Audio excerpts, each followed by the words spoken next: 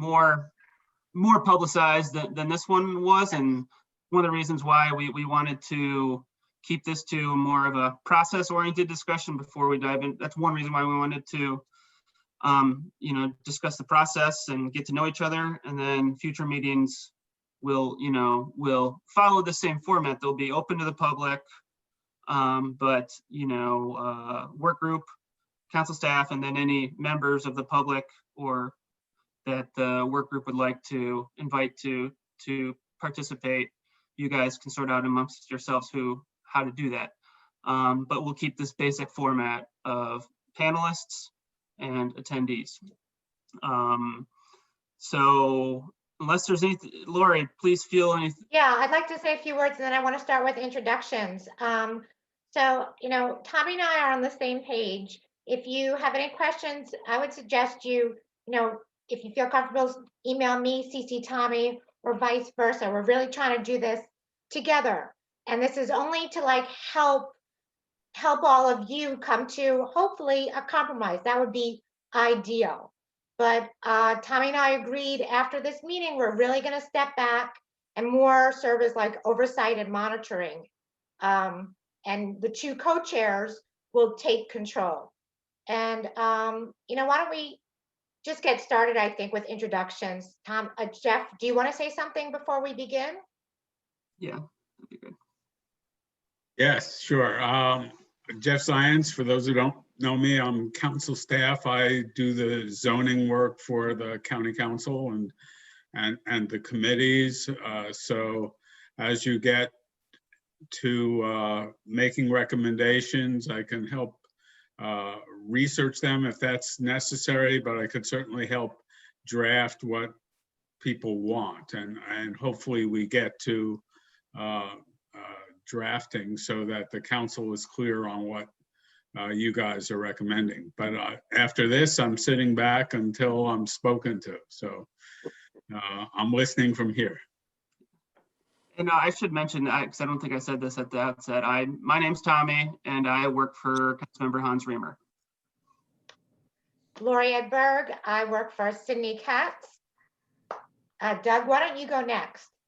If you want to throw in one thing personal about yourself, feel free, just so we could really all kind of get to know each other, but you don't have to. Well, one thing personal for me, I will be retiring in January. That's true. That's so true. Council knows that, and so I have no dog in this fight. I'm just trying to help. And I will put in one thing personal. I have my son back from college right now, so I'm very happy about that. Doug, why don't you introduce yourself? Lori, you're going to be a little more Doug specific. Boucher, sorry. Yeah. Doug B. Doug B. Okay. Yeah, I'm Doug Boucher. I live on White Acres Farm in Dickerson on the south side of Dickerson in the agricultural reserve. We've lived here for almost 24 years now. It's the family farm. It goes back to the 1830s. In it, I should add, it's my wife's family, not my family. I'm retired. I had a career as a scientist, as a college professor in biology and natural resource management at several universities. I also spent about 4.5 years working in Congress as the office director for a member of Congress, and also the last decade of my career, I was the director of climate research and analysis for the Union of Concerned Scientists downtown. I have a doctorate in agricultural and forest ecology from the University of Michigan. Probably enough for now. Anything? Okay, Randy, you're next. Okay, good evening. I'm Randy Stabler, and I live in Laytonsville. I farm with my dad and 2 daughters. We farm under the operation name of Pleasant Valley Farm. grain. It's the largest part of our operation. We have a beef cow herd, an Angus beef cow herd, cow-calf operation. We also operate a farmer's market in the Laytonsville area. So I appreciate being included in this working group. Thank you. Al.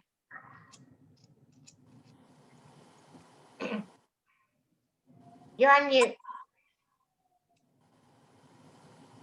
Trying not to think. Yeah, hi, I'm Al Bartlett. I'm a retired pediatrician epidemiologist. My wife and I have lived in North Chevy Chase since 1991 when we came back from Guatemala, where I was doing child health research in developing countries.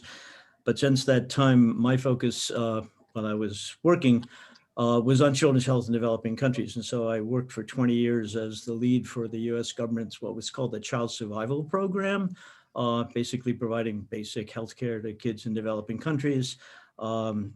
I left that in 2010. I worked for a few years with Save the Children. And then when I retired, it gave me a chance to work on something that had to do more than just giving little bits of money to the efforts to deal with climate change.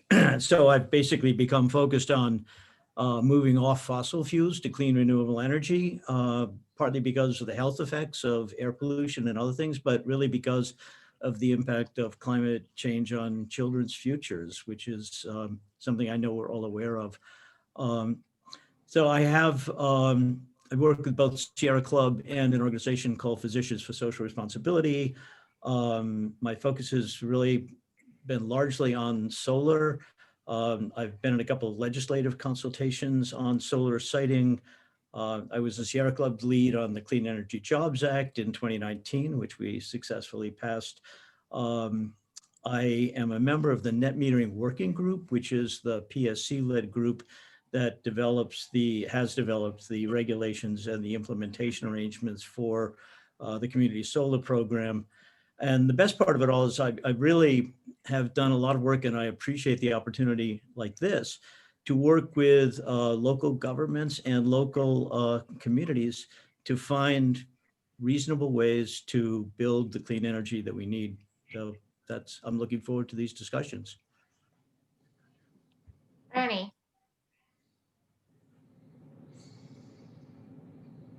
Francis? Ah, okay. Hi, sorry, I had to unmute. Yes, of course. Good evening. I'm Franny Uhas with representing, I'm a board member of MDVCA, the Maryland, DC, Virginia Solar Energy Industry Association, as well as a co-chair of the Maryland Committee of the Coalition for Community Solar Access.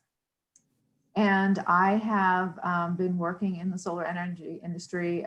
Most recently, I've been with Turning Point Energy as a director of development for specifically solar energy, and most recently working in the community solar arena for the past 2 or 3 years, and have gotten to know Al fairly well and enjoy working with him also in the working group, in the PSC's working group. But have just been following the solar siting issue in Maryland for many years, and working with many different counties and work groups.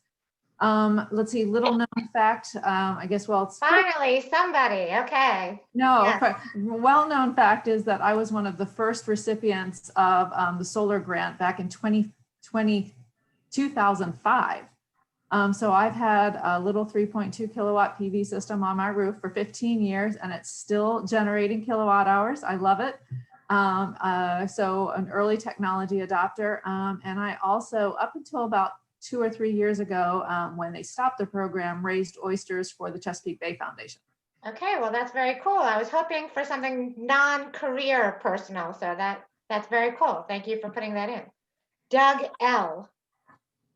My name is, good evening. My name is Doug Lecklider. I am a lifelong resident of Montgomery County and a lifelong farmer in Montgomery County in the Ag Reserve. I like to say I was here before the reserve was, but my wife and my son and I farm. We make our living from farming in the Ag Reserve, and I look forward to serving on this committee. Thank you. Great. Lauren.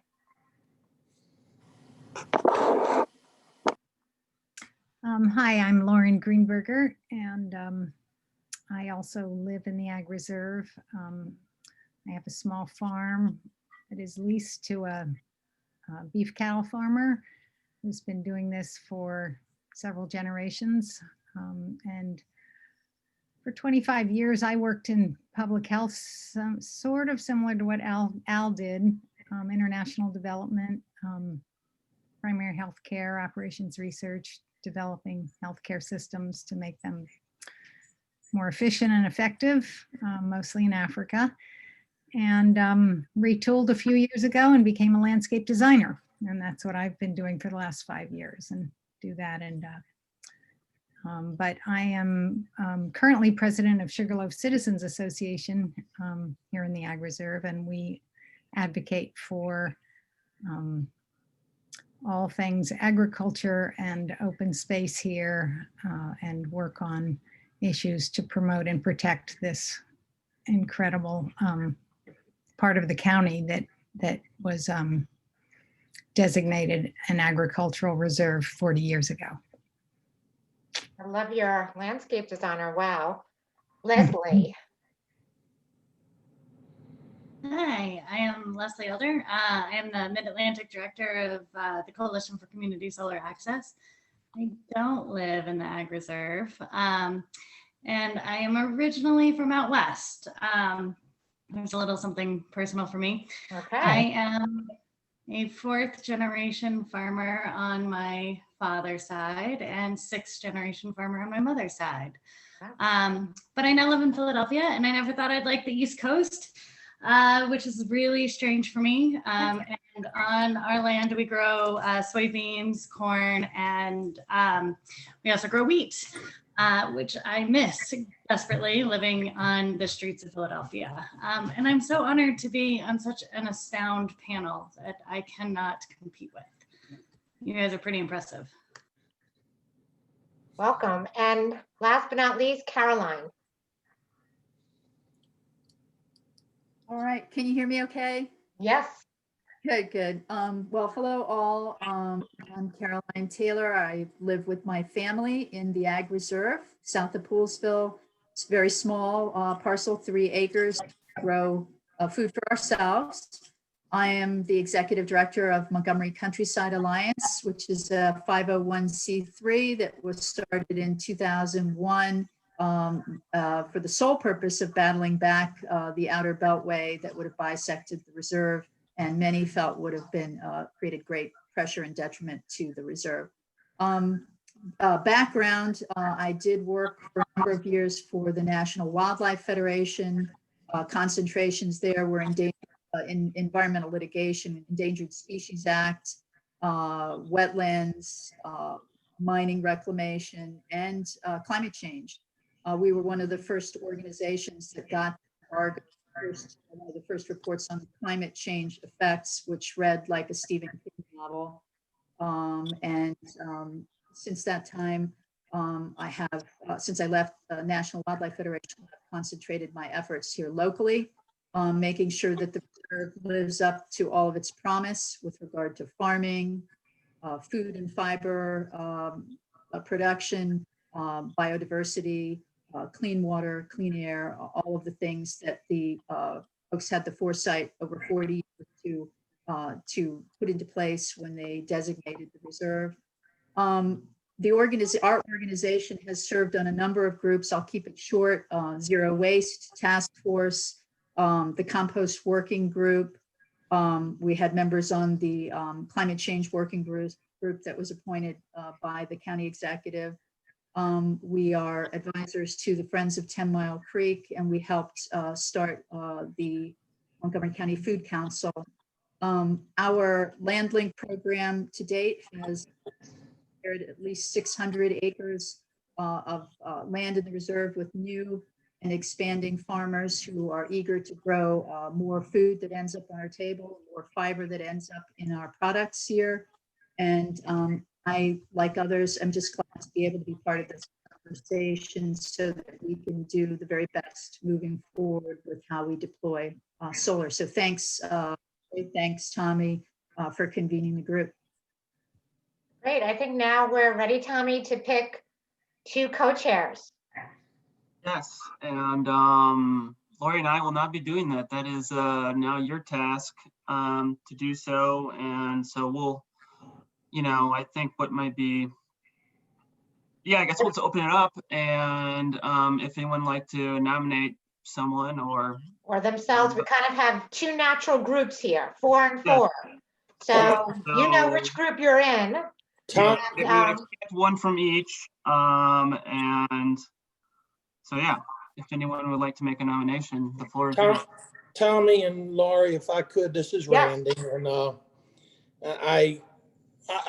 I'd like to offer something up here, and I guess in the form of a nomination.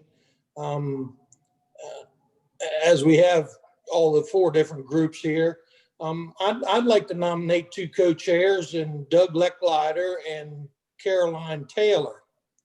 And I'd like to offer that up and offer a little bit of explanation behind my nomination, if you indulge me for a second.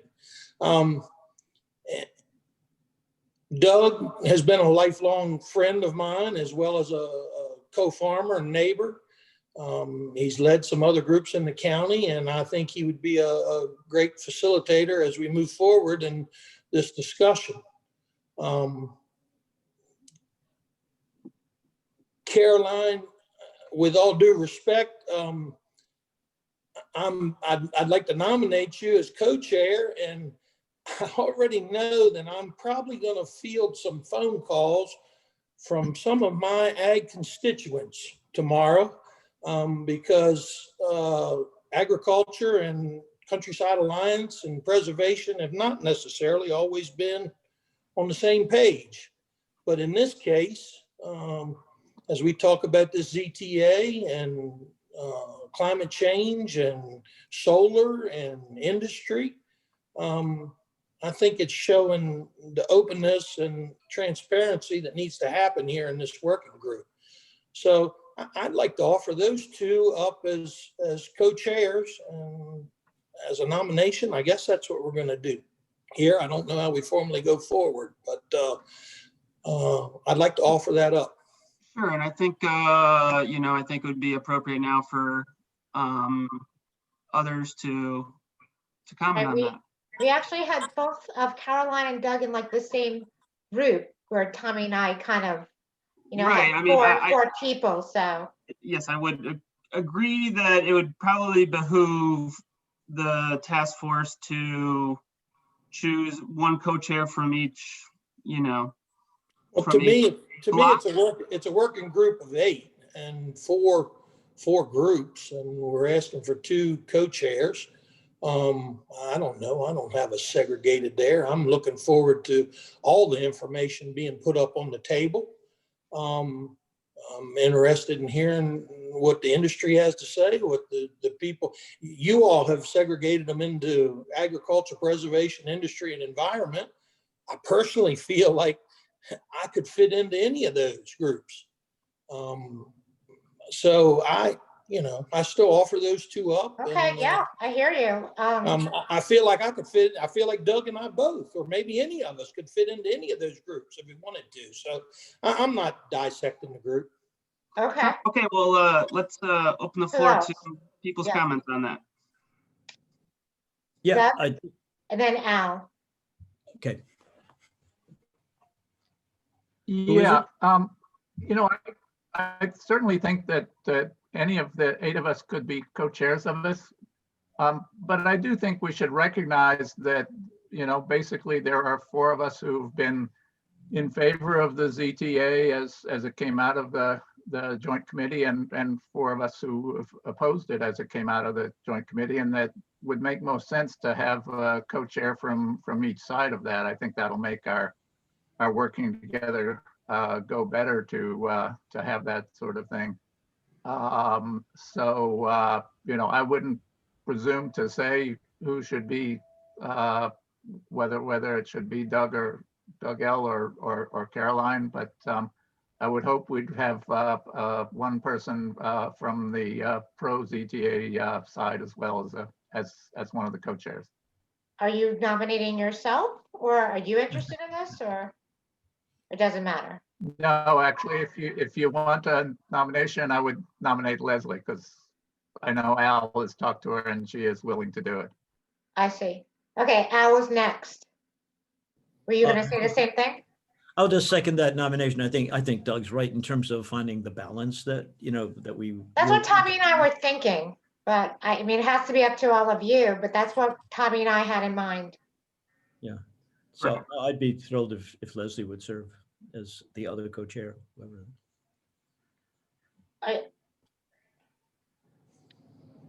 I would say I would defer to others, but if there's a choice between me and Doug Lecklider, I would go with someone who's in the agricultural industry for sure.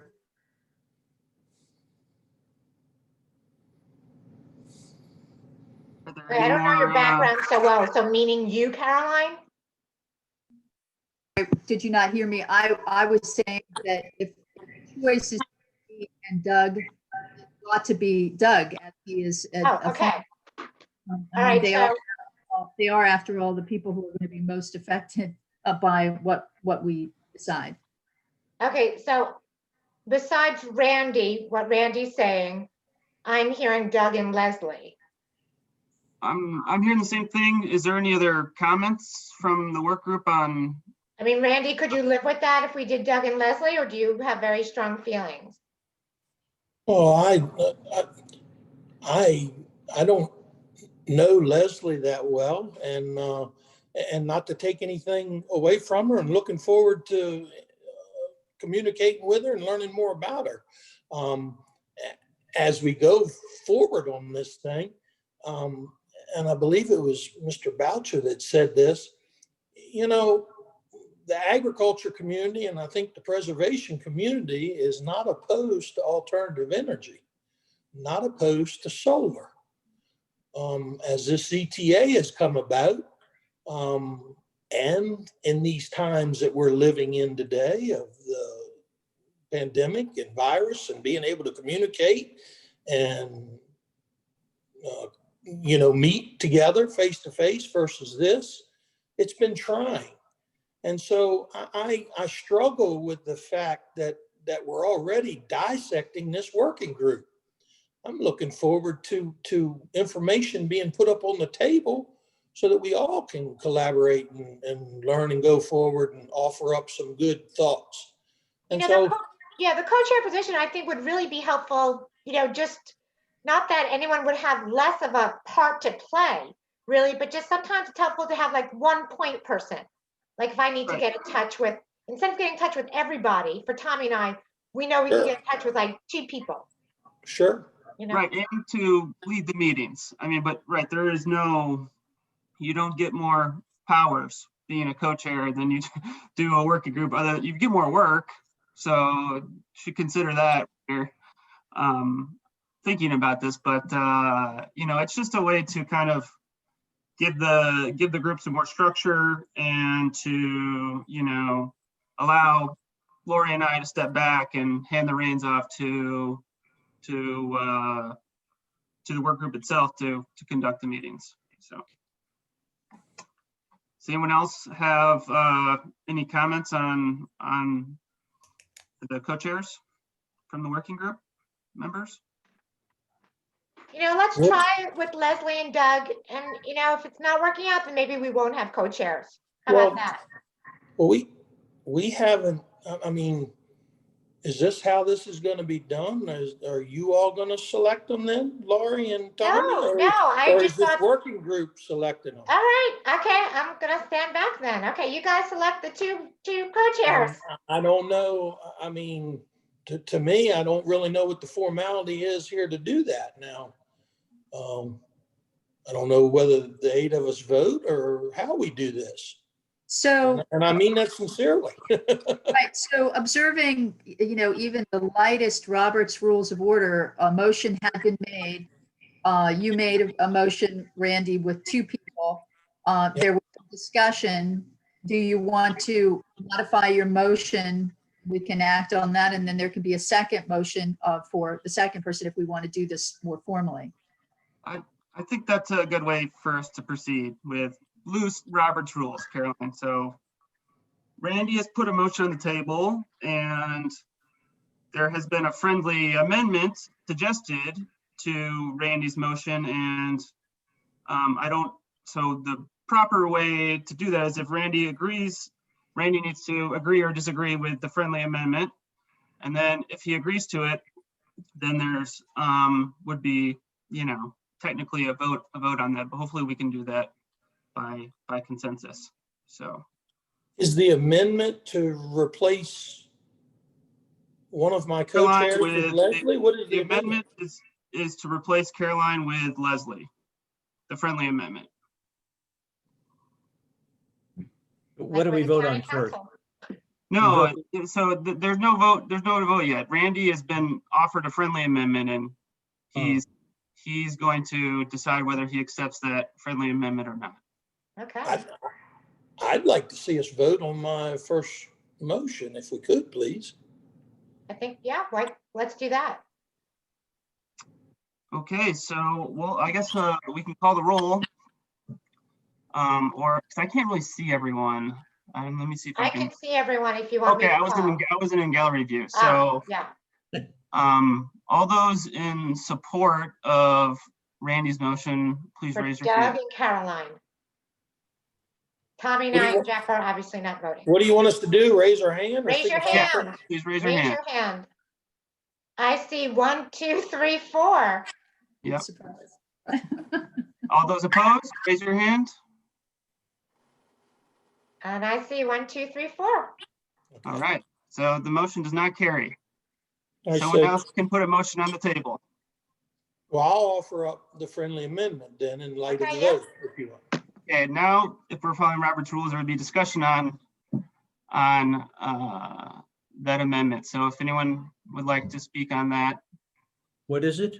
the motion on the floor is Doug To and have- Leslie.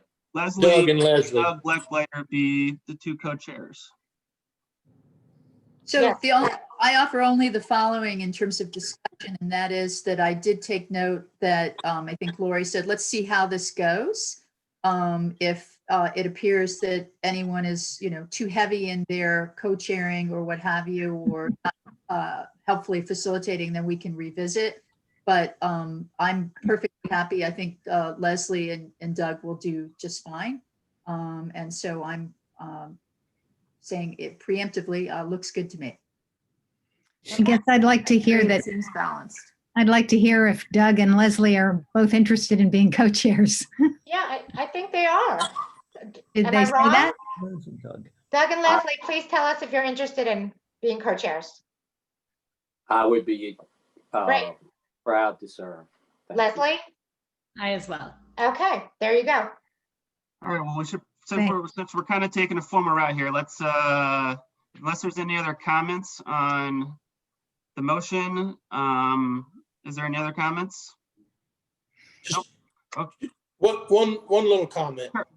and specifically to Leslie, and nothing detrimental to you, Leslie.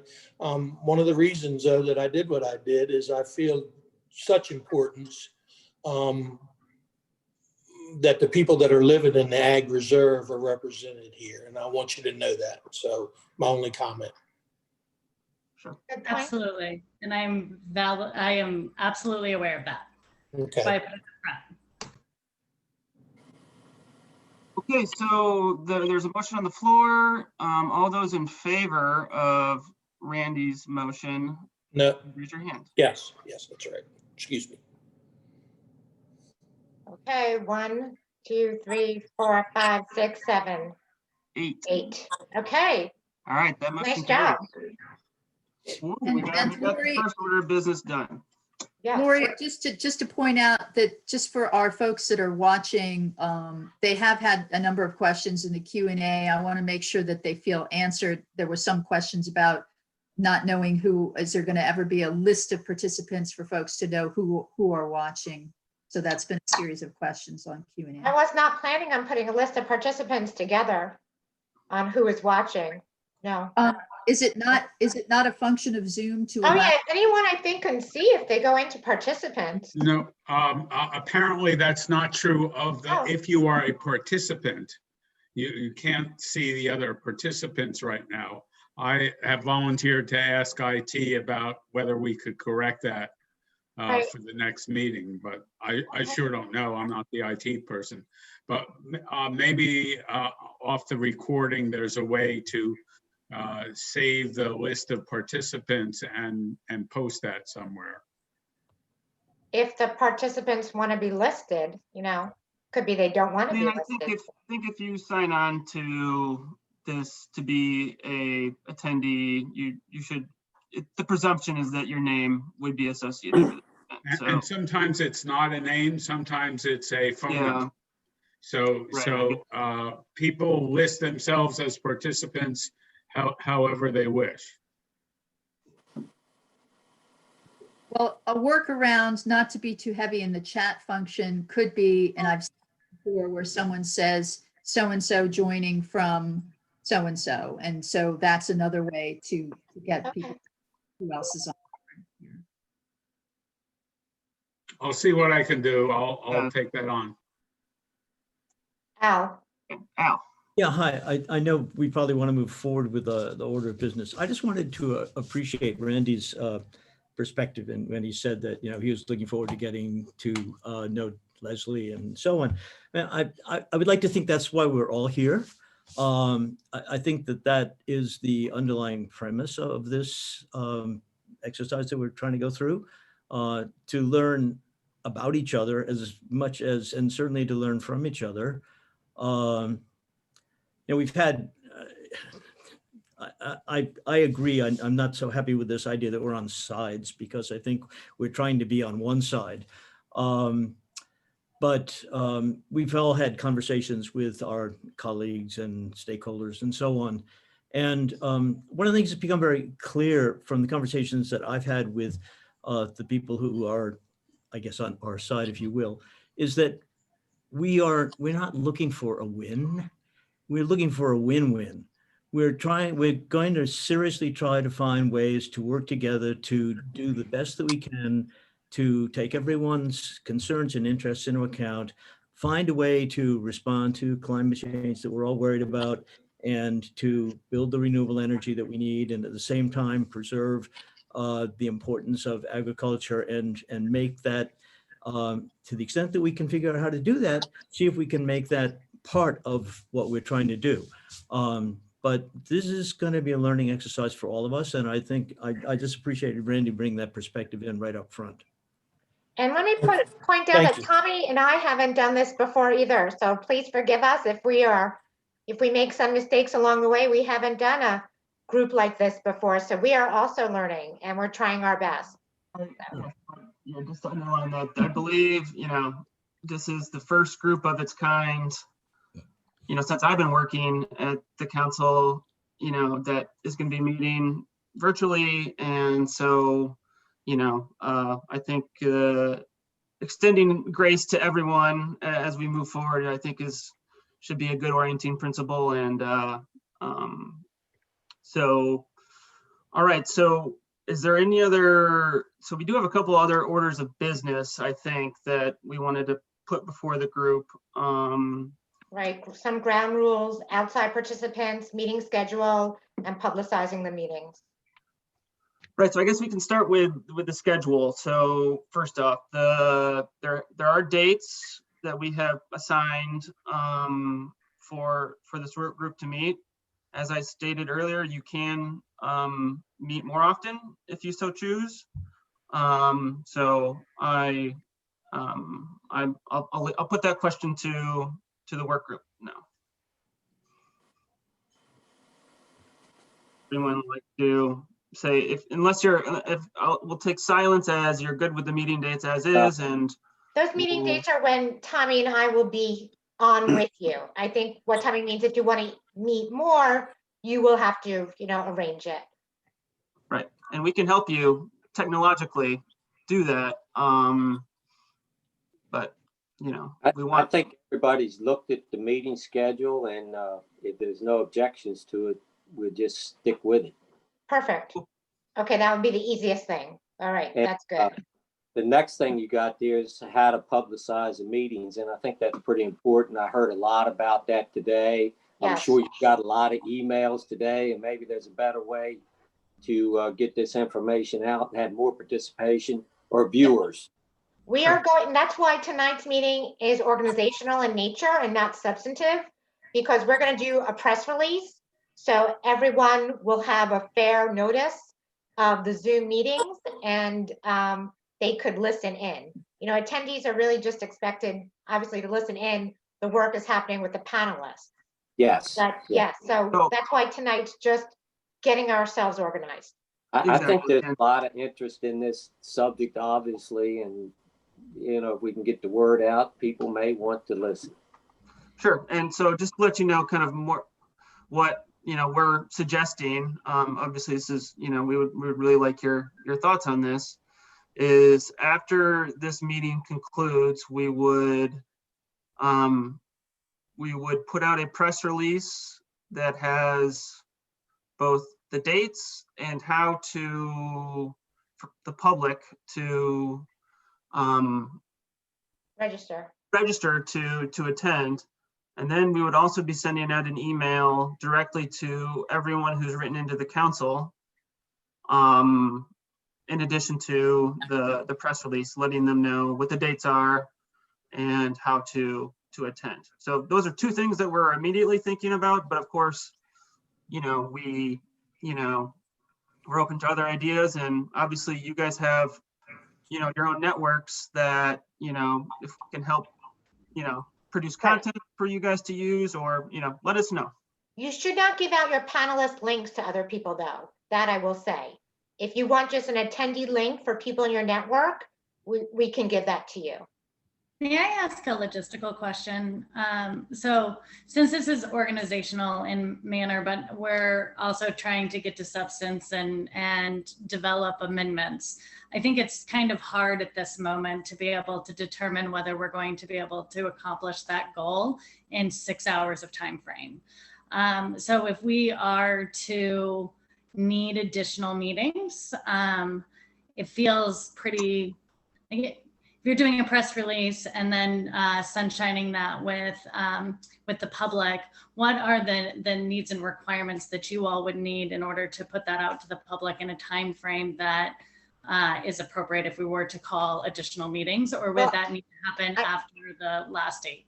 I think that would be on this work group without Tommy and I. I mean, we are okay with staffing the meeting for 3 to 4 times, just kind of making sure things run. But then if you want more, you will put it out there and you will organize yourself. Okay. Okay. And from your perspective, does that also need to be sunshined with the public, considering there's so much public interest in this as well? No, I at this time, I mean, I'll have to think about that. But at this point, I would say these are like the 3 kind of council, you know, meetings, 3 or 4 meetings that the council staff's involved in. Okay. And I think if you're going to meet more on your own, you're not going to be able to do a press release from the council. That's what I was thinking. Okay, perfect. Jeff, did you want to say something about that? I do. I think you might be subject to the open meetings law if this is deemed to be a council designated group. And I'll have to check into that, since the full council didn't designate the membership of this group. Got it. Right. Let me look into open meetings, and if it is subject to open meetings, you have to at least post the dates of the meetings, and in this case, how to view it.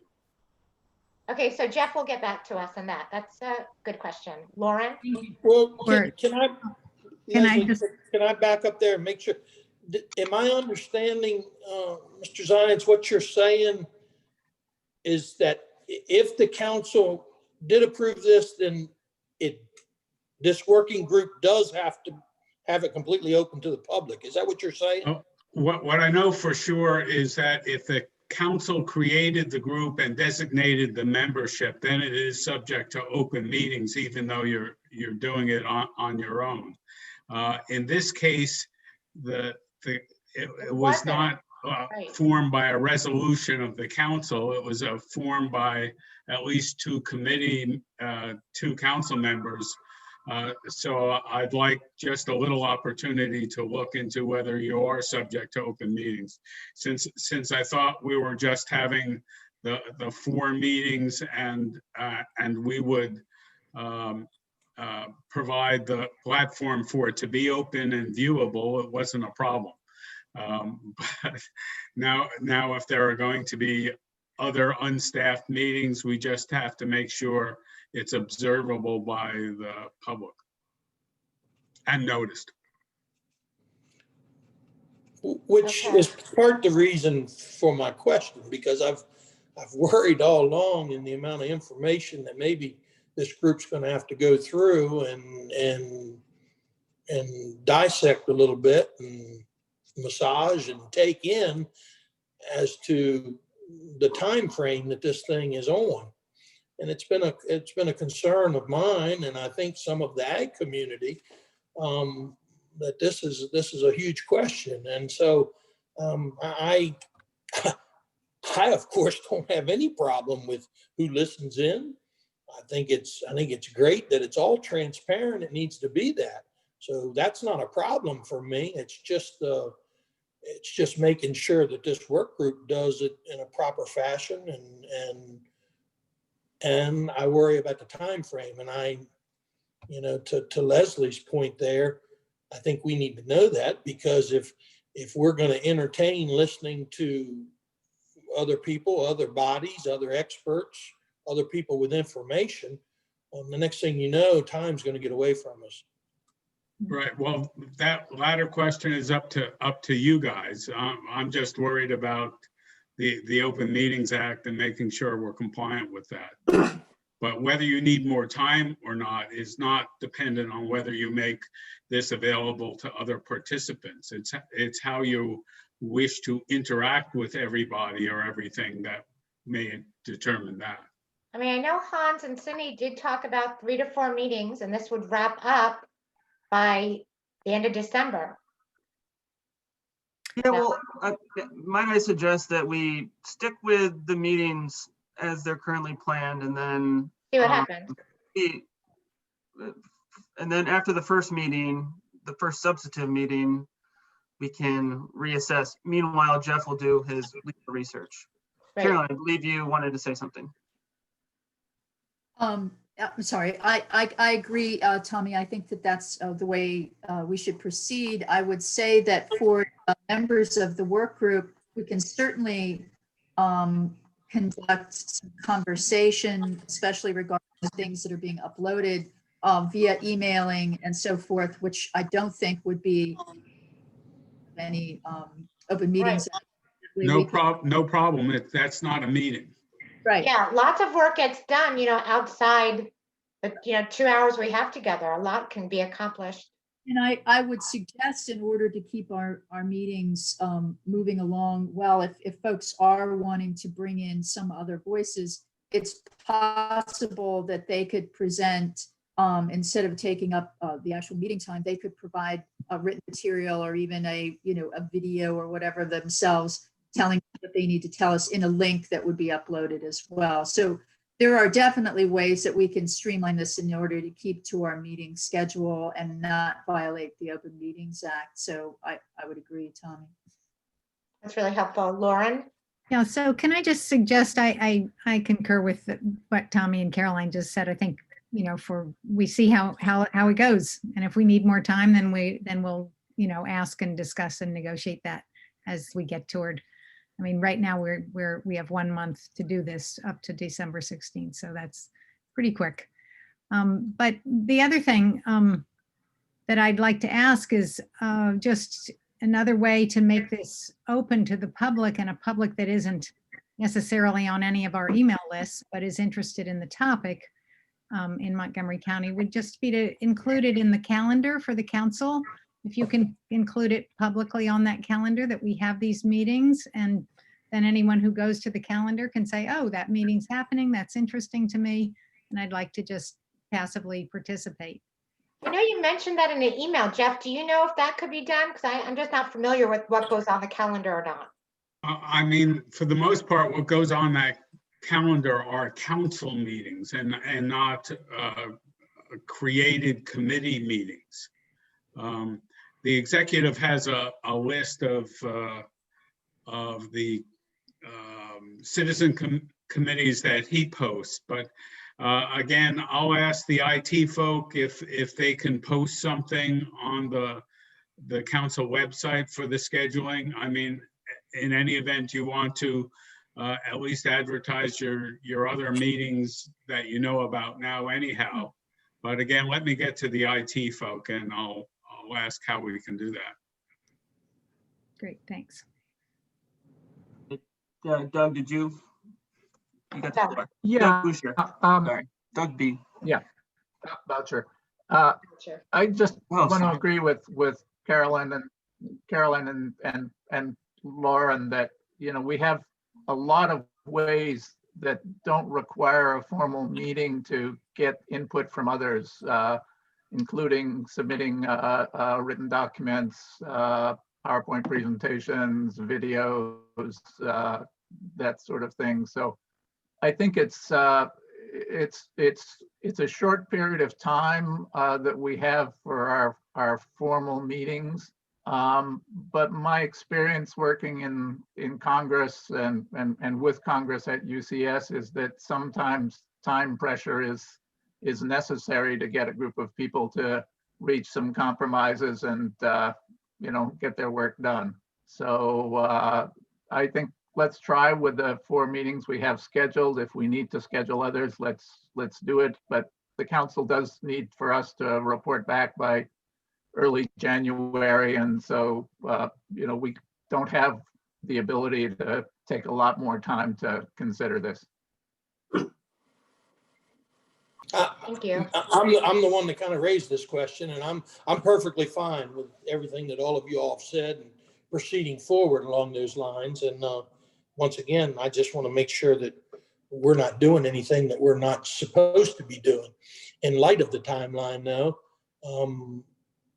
I don't want to be misleading in the fact that part of the reason this group is here and we're doing what we are is because some of the very people that this is affecting haven't had a very good chance yet to participate or be heard or maybe get their thoughts in.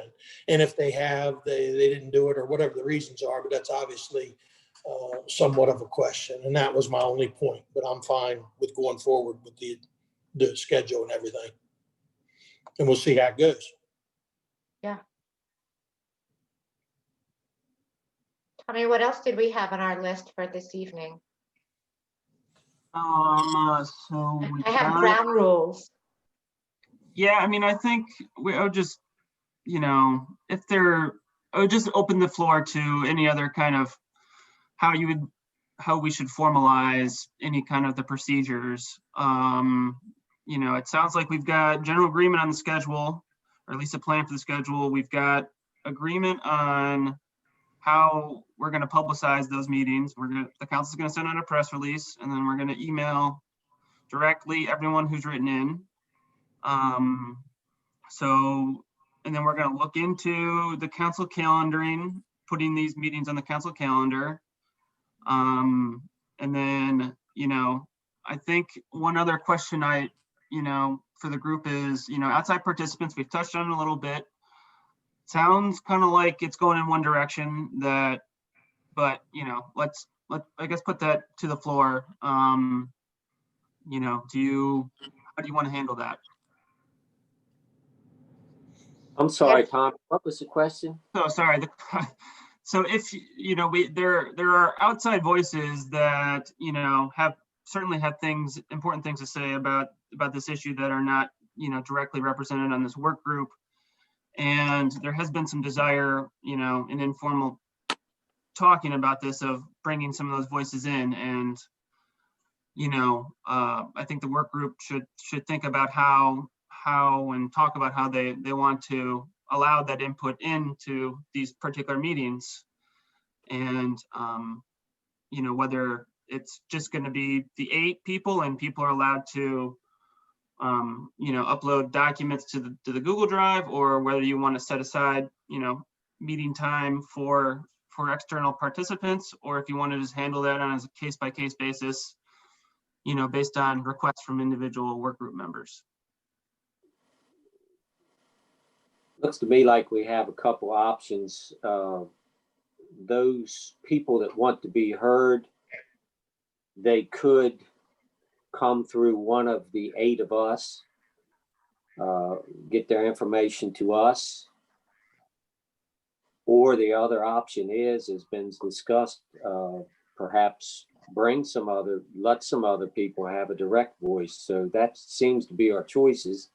We want to be, again, Mr. Zantz can answer this, I guess, but we want to be legal with everything that we do and very open. I mean, that's my whole thing here, is for this process to be open, because we've heard that, you know, some people feel like they haven't had a say. So I'll be quiet and listen to the group. What do you all think? Caroline. Well, go ahead, Caroline. Go ahead. I'm sorry. I was going to say, so when I was on a few of these other groups, most notably the Zero Waste group, when the public was in attendance, we allowed a few minutes, you know, designated a few minutes towards the end of the meeting where they could be able to speak and offer up thought, question, whatever. I would leave it to others to decide, you know, how we could carve out maybe 10 minutes per meeting to do that. And second, that with regard to people who have something more substantive, as Doug and Lauren have said, I think that there are ways that they can funnel those through, whether it's Carmen or through one of the members of the group, so that we don't take up too much of our time during the limited time we have in these few meetings. However, I will say, if the group is stymied on a particular issue of substance, and there is someone in an expert capacity that we all agree should be invited to speak to us, then that's a different matter, but we'll have to determine that, it seems to me, as we move along. Randy, I think Randy was next in the queue. And then Yeah. Al. Well, one of the things I was going to say, and I also am comfortable if somebody wants to bring somebody to one of the members of the task force, you know, I'm perfectly comfortable with the 2 co-chairs having the decision-making power on that a little bit, and we could open it up for discussion. You could surely plead your case. The one thing that might be important is maybe we just, I don't like ground rules. I don't like that terminology, but as we were using that, you know, maybe we set a time limit here a little bit for outside people. Being we're on a timeline, maybe we go ahead and set a timeline here, or amount of time that somebody can speak if they're going to come before the group, or we're going to invite them in. That's one thought. Al? Yeah, I just wanted to clarify in my own mind, there for a while there seemed to be a blending of the concept of broader public participation, which is, you know, always great, but I know that there's a mail list of 800 people or something like that that have sent comments to the county. So if all 800 people want to talk, they'll go our 4 meetings. But so there's that. And then there's this question of bringing in additional information that we ourselves do not hold. For example, on some of the economic aspects of things, or, you know, some of the experience with some of the things we're talking about from other states, for example.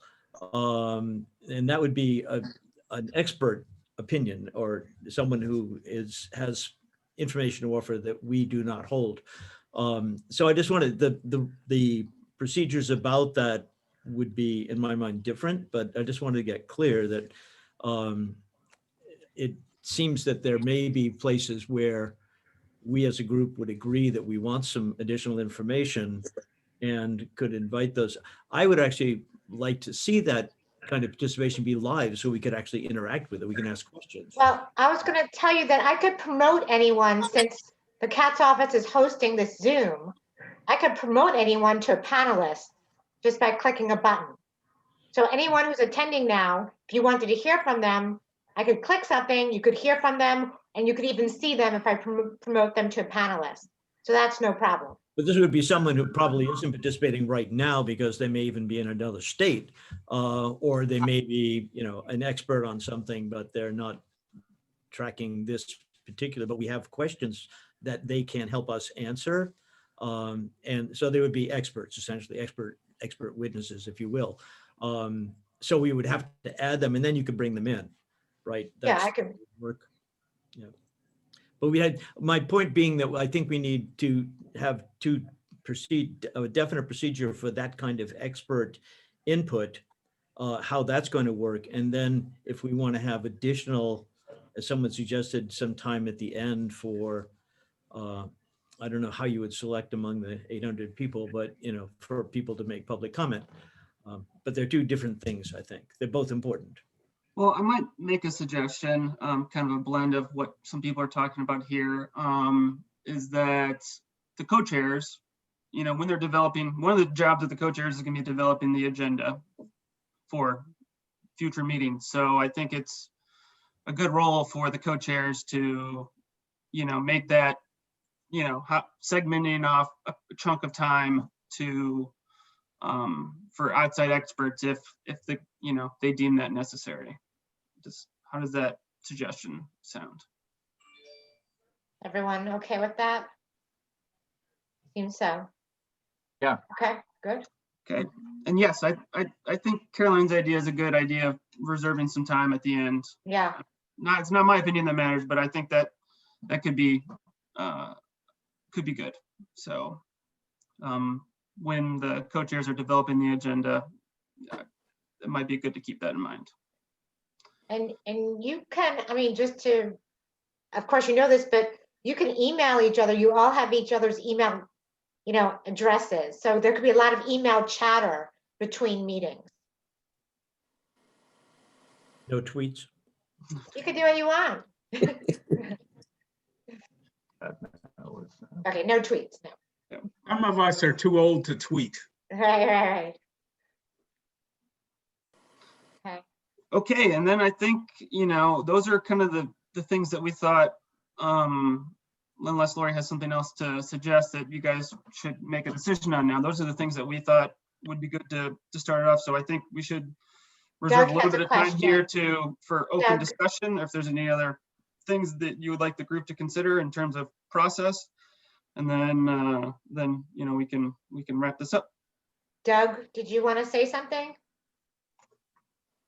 Yeah, I wonder if we could take just a few minutes to discuss what the end product, the goal of what we're trying to produce is.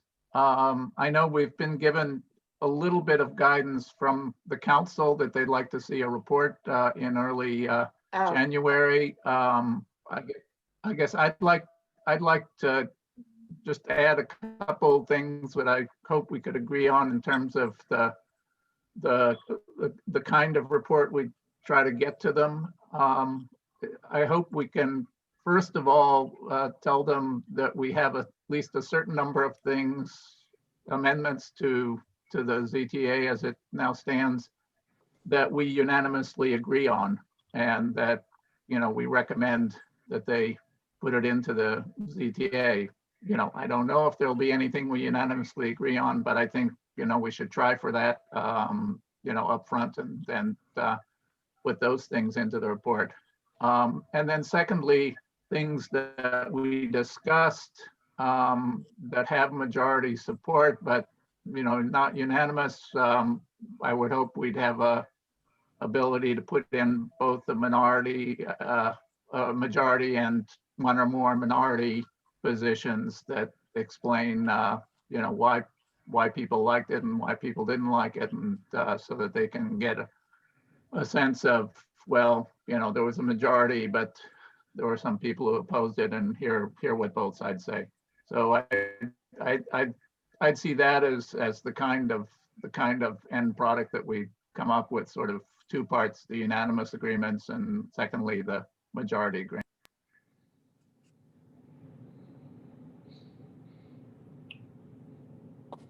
I guess Any comments on that? The, Sounds what good to is, me. Sorry. the Go ahead, Randy. second part there, sir, what is your intent of how that's supposed to be used? I think it's up to the council whether they want to use it at all.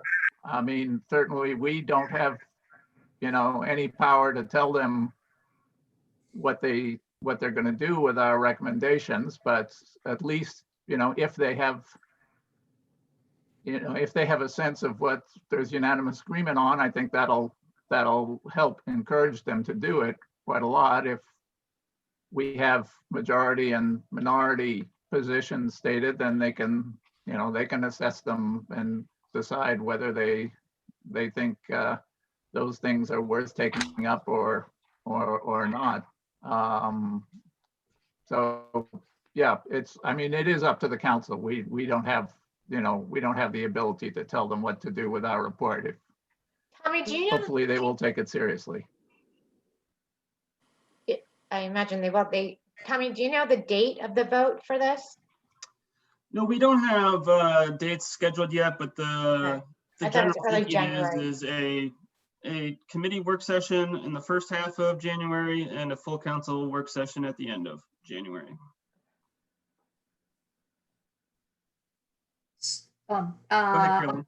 Following, and hope that people don't shriek, but our mission here is fairly circumscribed, and that is to find a way forward with this specific CTA.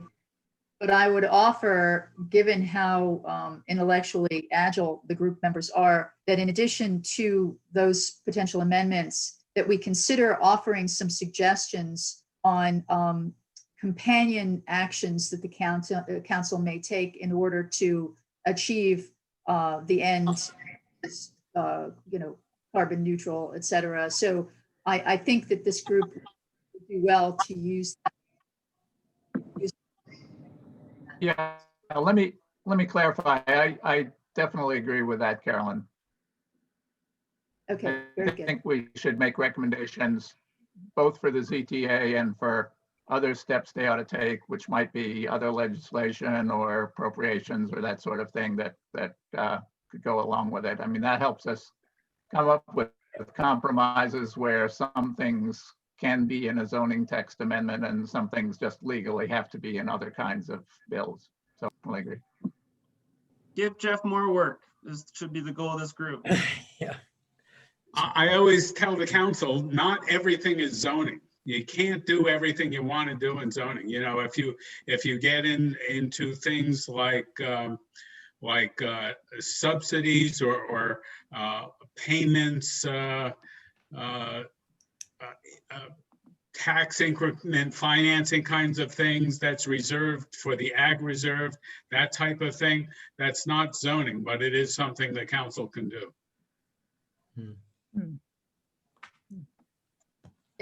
Okay, good. Al, you're up. Yeah. So this may be for the chairs, but just an observation on the last bit of discussion. I heard two somewhat different things. One was I thought I heard Carolyn saying that we might be talking about things that were not necessarily related to this area of legislation, like incentives for solar on parking lots or something like that. That's a huge additional task that I don't think with our 4 small meetings we're actually going to be able to do that sort of thing. What I heard Doug was saying was that there might be, as I think Jeff said, there may be ancillary pieces like the funding for an incentive program that would do something for young farmers in the ag reserve or I something. think Sydney did say at one point he was open to other ideas. That's what I thought Sydney said. Yeah. He did. So you guys will have to discuss it, but I thought he did say things like that, like, could we do solar in parking lots and stuff like that? Right. I'll assure you that I'm not recommending that we twist ourselves into a pretzel here, but I do think as our conversation goes on, that there will be items that will support the aim of the county that this group would undoubtedly agree upon and want to put forward to the council. And they are things that could potentially help ameliorate concerns, fears, trepidations of the public as well. So I stand by my suggestion. Okay, yeah, and I'm totally open to that. It's just that having been in some of those discussions about anything, for example, that has to do with incentives, those turned into very complicated. In reality, they turn into hours-long discussions, and so, you know, I guess my point would be that we prioritize the tasks that we're given, and we will be, I think, because we are nimble, talking about broader aspects of clean energy development and agriculture and other things, but I'm not sure how many problems we can try to solve with the limited time and resources we have. What I actually wanted to, before that exchange, to talk about was I hate to see us leave a meeting without having a productive use of the time before the next meeting. And so I wanted to ask the co-chairs if they have positions on what we should be doing between now and next time.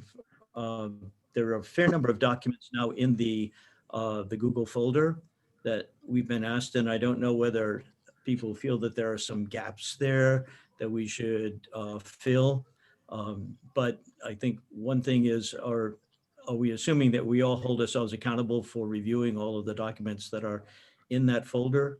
The second question would be to have a next meeting be substantive. There are a couple of lists of proposed amendments that are in the folder. And I would assume that we should come to the next meeting having reviewed that list and having thought about it, and maybe even having communicated somewhat about the various amendments that are there. And the third question, which is procedural, is how will we develop amendments or ideas, as Carolyn's talking about? We need some structure to that process that aren't in any of the lists that we have at hand now. So there's this procedural thing, but it's really homework for the next meeting.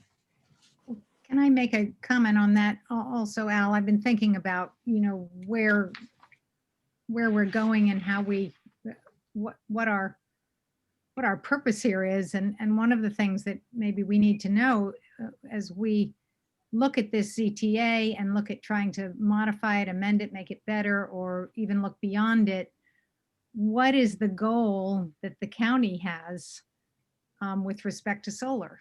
You know, let's step back from it and say, what is the goal of the county here? And then let's look at how, whether this ZTA or an amended ZTA or changed gets us to that. But I'd like to see that goal of the county sort of stated so that we know that's what we're aiming for. And then that becomes the goal of this committee. Doug.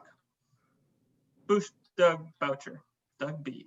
Yeah, you know, I think we have at least one goal that the county has formally and legally adopted as its goal, and that's the climate change emergency resolution that was passed in 2017 that establishes the commitment to reach an 80% reduction in greenhouse gas emissions by 2027 and totally carbon neutral by 2035.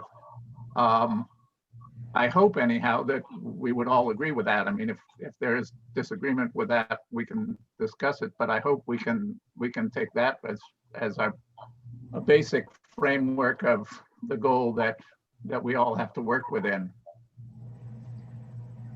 Okay, so for example, what that means is we're looking to, and I think Al said this earlier on, he kind of mentioned that early in the discussion, that we are looking for a way for internally in the county to reduce our greenhouse gas emissions and have that count toward us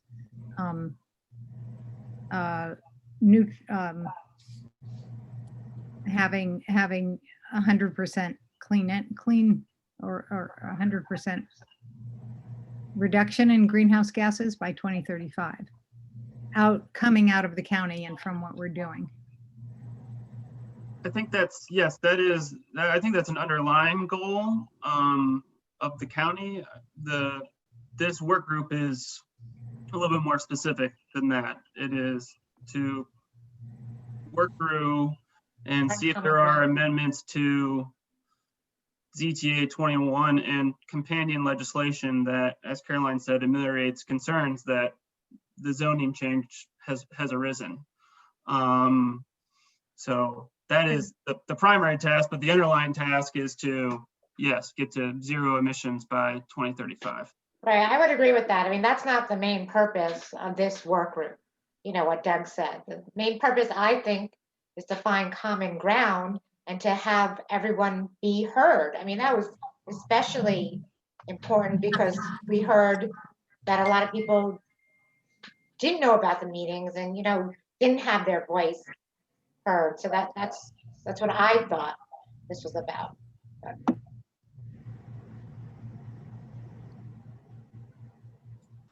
Doug L took his mute off. Did you want to say something, Doug L, or no? No, I'm Okay. just trying to keep track of things there. Thank you. Well, you're gonna have this fun job next in 2 weeks, so get ready for it. There was a question, Tommy, about the documents being public. Yes. Okay. So we have created a Google Drive, and that is publicly accessible. All the documents should be viewable by anyone with an internet connection, and members of the work group can ask to have documents uploaded. They can either go through us, council staff, or you can, if you'd like to have the final authority to do it yourself, we'd be happy to grant you that. And so that, I think should serve as a good repository so that we're all singing from the same sheet of music. We can reference, it'll be nice that you can reference those documents. You can pull them up directly during meetings. And so that we all, as Al said earlier, we all have, we know we have homework to do, but here's the homework is, in one spot. So can an attendee access all those? Is that what you said as well? I will put chat right now. Okay. Well, let's see here. I don't know how to. I'll stop talking and work on that.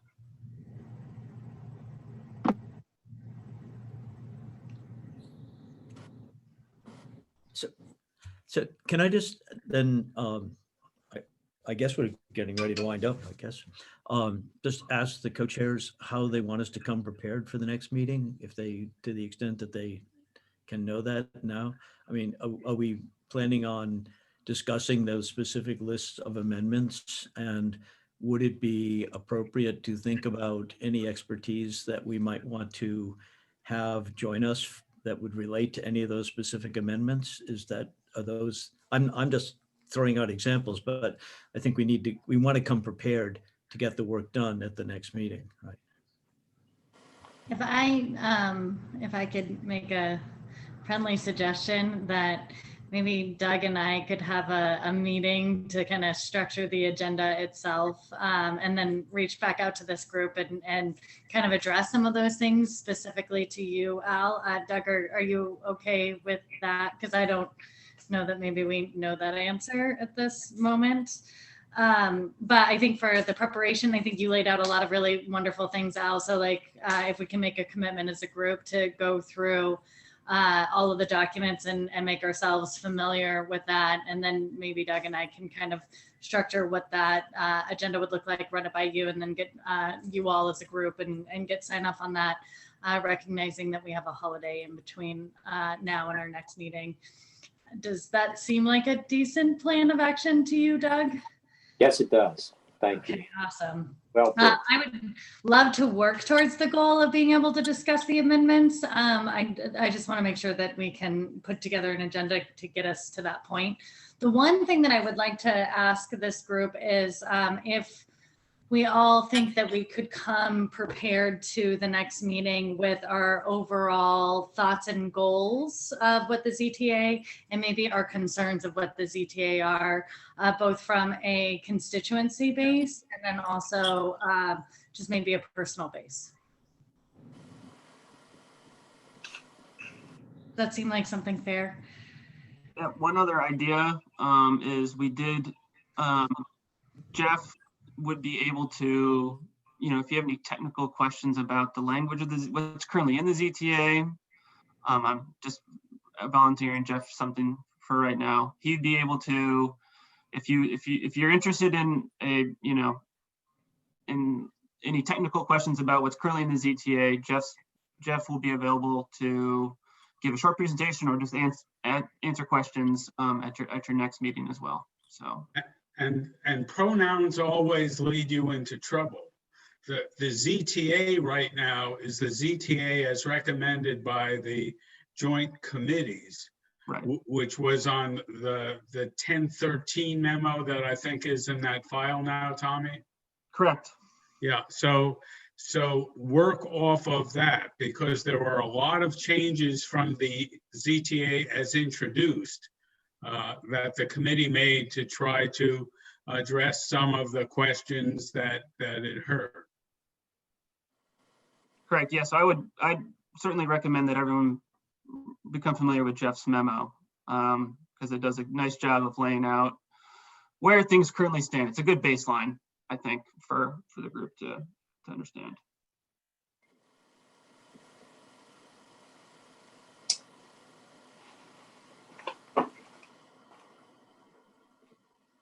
So Doug, you and I are going to become friends. Could be. I think you have Yeah, the so other Doug Doug wanted and to Leslie, speak. you have to pick on people to speak. So I'm not going to do that anymore. So someone does have their hand up. Doug B. Yeah, just a technical question. In the meetings, will the 8 of us be able to share our screens so that we can show graphics Yes. or point Yeah. to specific parts of documents? Good, thank you. There also Yeah, was a that's- question about Jeff's memo. Jeff, you can't put that memo in the chat, can you? The link to it? In the chat. I'm not sure how to do it in the Okay. How would chat, it, but certainly we can, the host can allow any participant to share their screen. That's a power that they can transfer.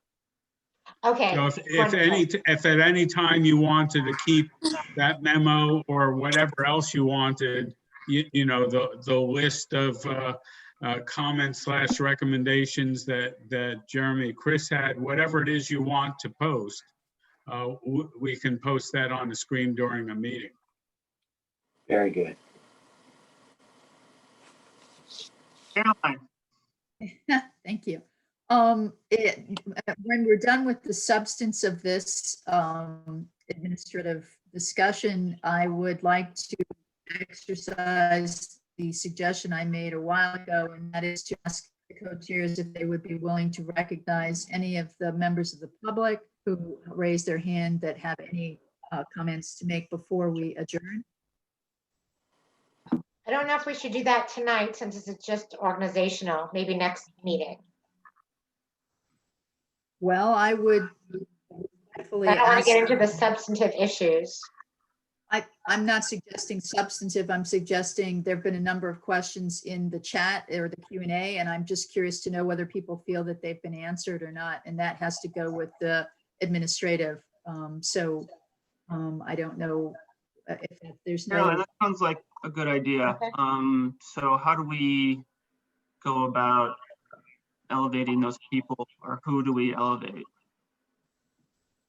I see one hand up, Did you read the Diane question? Conway.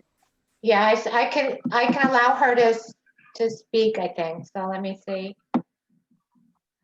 Okay, and then, maybe we should, in the interest of time, ask that these people contain their remarks to 1 to 2 minutes. Does that sound reasonable? Okay. So 1 to 2 minutes. Okay, Diana, you're unmuted. Great. Hi, thank you very much. And thank you to all of you for taking this on, as though we don't have enough to do in our normal COVID lives. So thank you. I'm here as president of the Women's Democratic Club. I'm also a founding member of Montgomery Countryside Alliance. And I specifically urge the group to try to make sure that there is a way to boost participation and even awareness in the very community you're talking about affecting up in the Ag Reserve, where there's a significant issue with digital access. And then the second question is specifically to make sure that the group is very aware of the solar siting studies done not only in Baltimore County and Baltimore City, but I'm sure there are lots of them done all over the place that can be a good model for how you can suggest to the council they could structure something in a way that is coherent and best practices. Thank you very much. Great.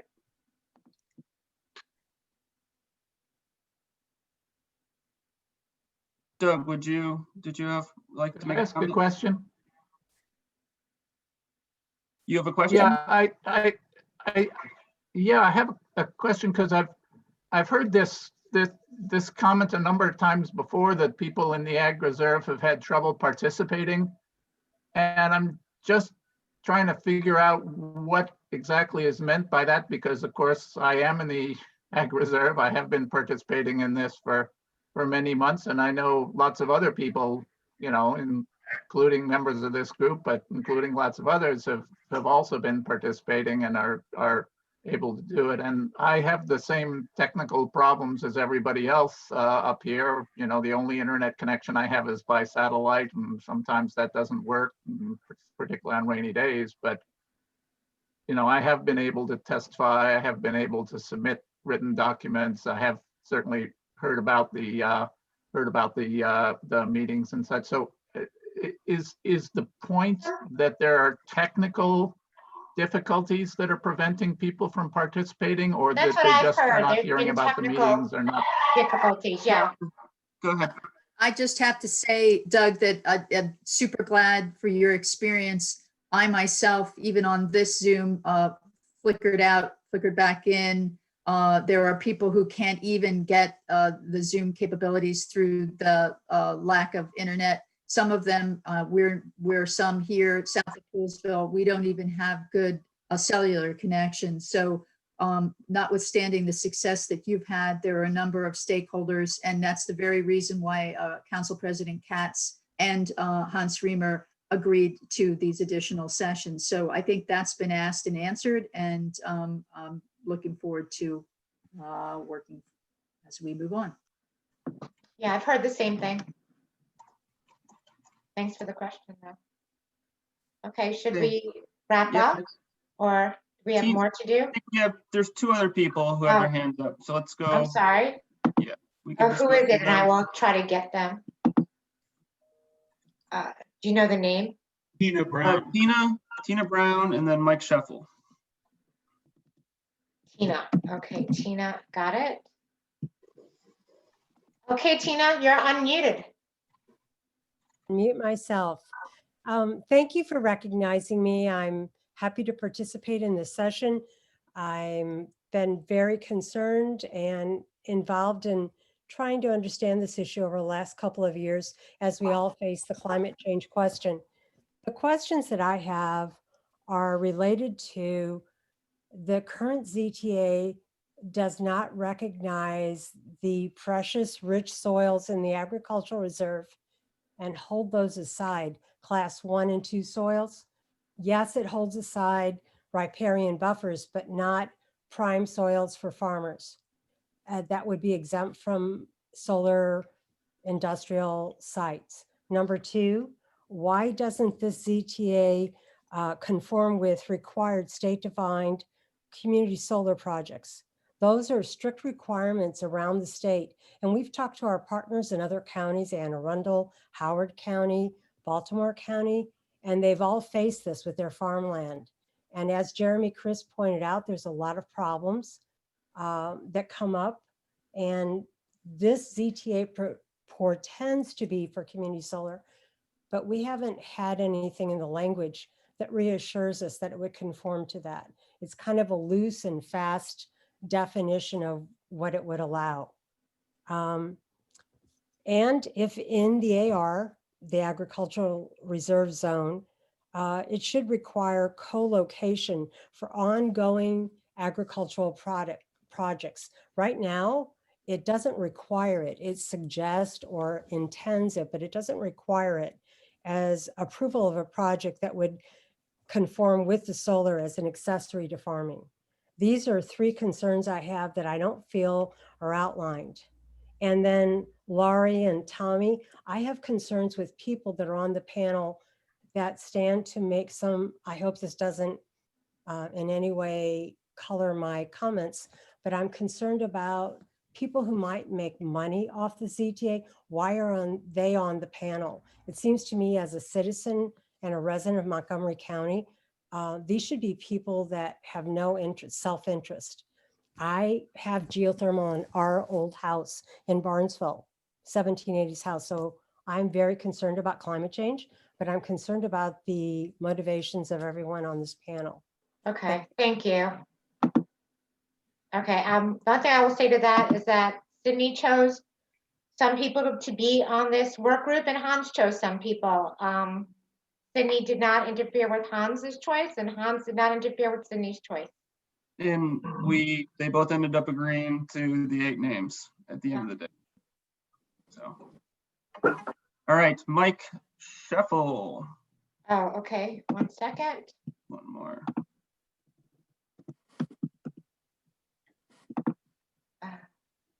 Okay, Mike, you're unmuted. Hey, good evening, everybody. This is Mike Scheffel. I work with the Montgomery County Office of Agriculture. This is more of a process, not question, but an offering. Jeremy Chris, Director of the Office of Ag, if this group, council staff believes that other meetings are needed, and if so, public input and public interface is needed, Jeremy and I are offering our services to say, hey, we can reach out to the public at large, our groups, citizens groups, to better offer up access to meetings that aren't currently scheduled, as this working group meeting has outlined what their schedule will be moving forward. So we're just saying, hey, we're here to help. If you guys need help, we're offering our services. Thank you. Okay. Thank you, Mike. Wonderful. Okay. So unless there's any final comments by any of the work group members, I think we can bring this meeting to a close.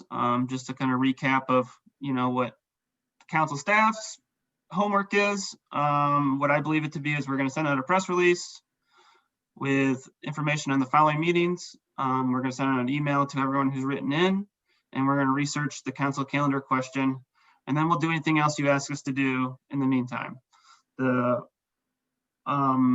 That's what our action items are, and I believe, Doug L. and Leslie are going to get together and work on an agenda for the next meeting, and then, I think it would be good for work group participants to review the documents that are in the Google Drive. And if you'd like any added, please email me and I'll be sure to upload those. Anyone else want to leave us with some parting thoughts? Can I just ask a question? This is a substantive question. Because access has been or will be made available to everybody, public, to the documents folder. Is the latest version of the ZTA as it came out of the committee's working process there? Because I believe some of the points that were raised about what is or isn't in the ZTA, I think were responded to in those. So they should be reflected in the latest version of the ZTA. But is that in the folder so that people can see it? Yes, you'd be able to find it in the Jeff's memo. And that document is called Council Staff Memo ZTA 21, October 13, 2020. And there were attachments to that too. Did you post those? I'm not sure what, I attached the whole document. So. Okay. yeah, so all the appendices and all the circle documents, there's some councilese for you, are in there. But only 2 people are laughing. At least I got 2. All right, anyone else? Randy, you're on mute if you're talking to us. Thank you. Did I understand your answer to be that not all of the notes and all of the stuff is in the folder? No, it is. It is. Sorry if I was a little inept there. Yes, I mean, the folder will continue to grow with more documents, but the current draft of the ZTA is in there. And you can find it in the document called Council Staff Memo, ZTA 2001. I guess just one simple question. There are lots of questions in the chat. Does the work group intend to look at the chat during these meetings and try to answer the questions, or how do you want to deal with that? I mean, I tried to answer a few of them, but I did not catch all of them.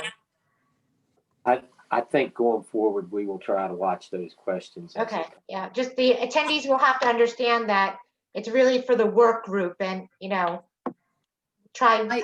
Yeah, that's why I asked if we could have, I think we did as best we could today, but Okay. I'll volunteer to help if as needed to keep an eye on that as we move along as well. That's great. Thank you.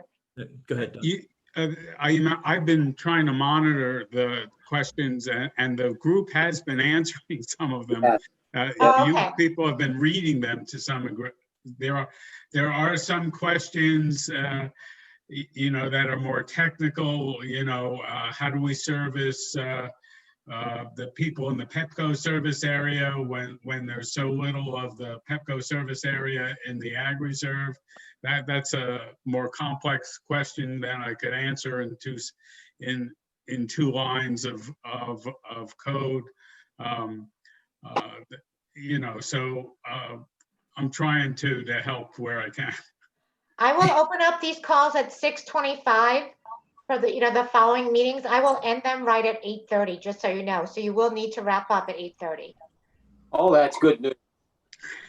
Can I just make a request? The chat, for those of us who are not hosts, tends to, and I'm not sure what happens to the host either, it does tend to disappear at the end, but there is a way to capture the chat. So could perhaps those of you, either Lori or Tommy, or those of you that are hosting, make sure that we do capture the chat, because I think if we really are going to have substantive meetings, it's going to be hard to carry on a continuous substantive discussion and also respond to all these questions that are in the chat, I think, but we do want to see them and make sure they're responded to in some way, but it might not be in real time. Yes, we'll make sure that future, we'll try to get this one as well, but we'll make sure for future sessions, we will catalog and record all the chat. Good. And thank you, Caroline, for volunteering to try to stay on top of that. That's very wonderful. If there's no further business tonight, then I think we ought to wrap up. Okay. Thank you. All right. Happy Thanksgiving, everyone. See you soon. Yes. Happy Thanksgiving. Thank you. We will be Oh, talking. yeah. Anywhere.